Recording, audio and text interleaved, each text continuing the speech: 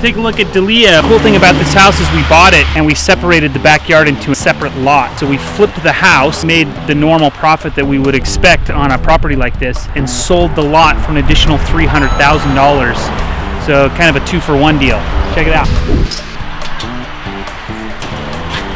This house looks cool. So we get a lot of these houses with this long, skinny floor plan, and you have a main wall that's holding up your roof. They call it a bearing wall. So if we can, we like to compress everything into one half. So now you have this huge open space, living room, dining room, kitchen, which is what people really like to see.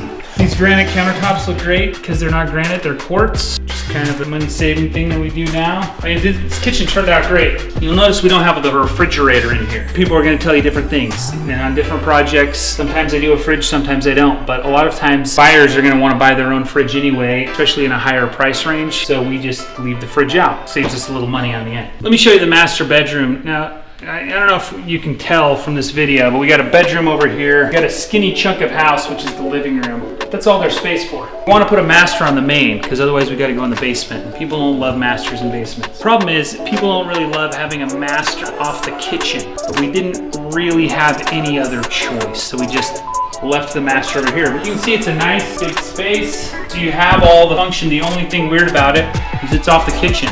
I don't know why that's weird. Look at the large format tile we went with. It's got a few different colors. It's super cool.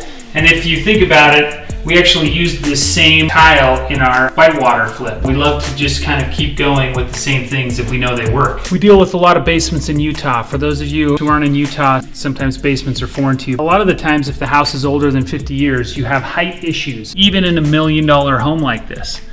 And you've got ductwork that you've always got to deal with. Another pro tip, carpet the basements. Basements already are cement and cold, so we put carpet in there, and that saves us money at about half the cost of even your cheapest laminates. See, there's another height issue with this ducting. So that's exactly 6 feet high. We could have spent tens of thousands of dollars to figure out how to do it differently. But the question is, do we need to do that to sell the house? Sold this house for $1 million.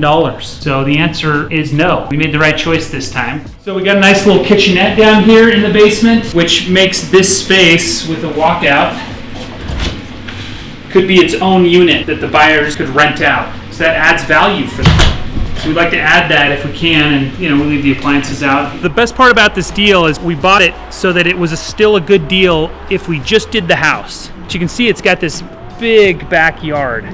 It's not too big, but we thought if we can portion that off and make that a separate lot, then we can sell the lot as well. Will the house still sell for the same amount of money? Typically, if you're under half an acre, the answer is yes. There's not going to be a big value change. What we have here is a half acre that we split into 2 quarter-acre lots. And then we sold the house for the same price as we would if it was a half-acre lot. And now we've sold this lot right here along this line for $300,000 in addition to what we made on this. That's a great deal.